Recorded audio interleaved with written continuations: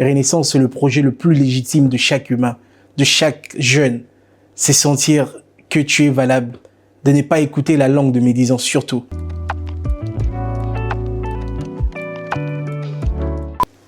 Salut, c'est fort. Ici, c'est Vali Amissi, Group Executive Chairman de Parilis Africa et Africa Hub Holdings.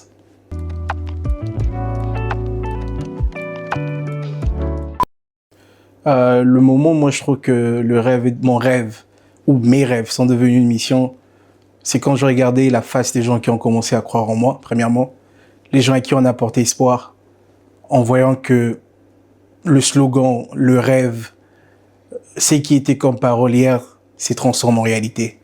Il y a des moments clés, bien sûr, et surtout cette année, c'est une année spéciale qui a été très révélatrice avec notre article sur Forbes, parce que ça fait plus de 10 ans que je parle de ces rêves d'être sur Forbes 25, et le voir s'est réalisé en 2025, qui représente le chiffre 25 dans mon hashtag que j'avais souvent à l'époque, que j'appelais Forbes 25. C'était vraiment un moment révélateur que je comprends que la mission est plus grande que ce qu'on pouvait savoir comme rêve. Et là, on prend plus de responsabilités et on se sent dans ses épaules que le schéma est vraiment balisé et qu'il y a beaucoup encore à faire.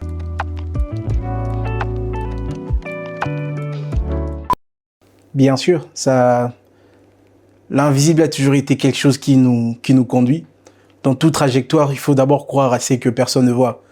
Et c'est ce que moi j'appelle souvent le parcours de David. David, dans la Bible, c'est quelqu'un qui avant d'arriver à la royauté, il a combattu avec les ours, il a tué des lions dans le secret. Et dans le secret, il s'est fait fortifier. Et en arrivant devant Goliath, il a pu tuer Goliath. Et c'était son chemin pour la royauté. Et c'est comme nous, dans notre chemin, notre parcours de rêve.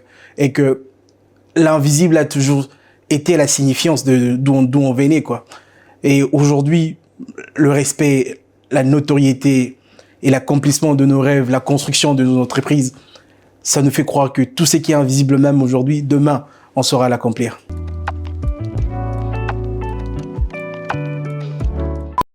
De mon point de vue, c'est la déception humaine. Savoir que tu peux compter que sur toi, premièrement. La trahison, les moqueurs, le mauvaise langue contre notre personne, nos rêves. Et ça, ce sont des moments de la vie qui te fait réaliser que tu dois parcourir un chemin seul et que tu dois maximiser ton potentiel pour ne pas donner raison à la galerie de médisants.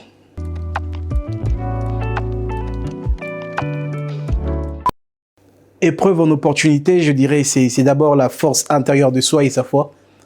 Toute épreuve face à toi, tu redeviens, tu rentres au-dedans de toi et tu vois ce qui se passait contre toi et tu vitalises à ton intérieur, ton fort, à quoi te relever et affronter demain et savoir marcher avec la foi.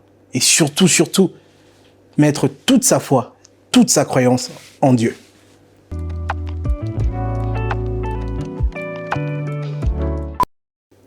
En commençant par Jeune Afrique, c'est un cadeau que j'avais promis depuis que j'étais enfant. Je crois que j'avais l'âge de 6 ans. Je voyais mon père lire Jeune Afrique à tout moment. Et je disais un jour, le cadeau que j'offrirai à mon père, c'est d'être sur Jeune Afrique. Forbes Afrique, c'est très personnel. C'est Forbes Africa, Forbes en général, c'est très personnel pour moi. Parce que en me lançant dans l'entrepreneuriat, j'ai regardé, je lisais, je voyais toujours le symbole de l'accomplissement dans plusieurs nations. C'était que cette fierté personnelle, légitime, comme on dit en anglais, you have made it. Mais bon, nous, on n'est pas encore là, mais on est sur la bonne voie. Être sur Forbes Afrique aujourd'hui représente pour moi mon plus grand sens de rêveur, quoi.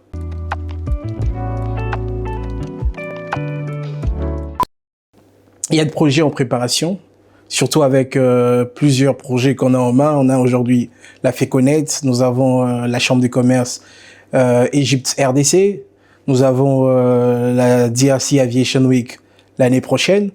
Donc, on a beaucoup plein de projets qu'on doit être resté concentré sur le travail. Tout ce qui est accomplissement, reconnection, c'est bon. Et on le laisse dans le passé parce que nous, j'ai un motto que là, quand les gens voient apparaître quelque chose dans le public et que pour eux, c'est la première fois, moi, je suis déjà passé à autre chose. Donc, je suis déjà loin sur mon prochain accomplissement. Je suis déjà loin sur mon prochain projet. Et je sais que par la grâce des dieux, on va y arriver. Bientôt, vous le saurez. Vous serez sûrement régalés.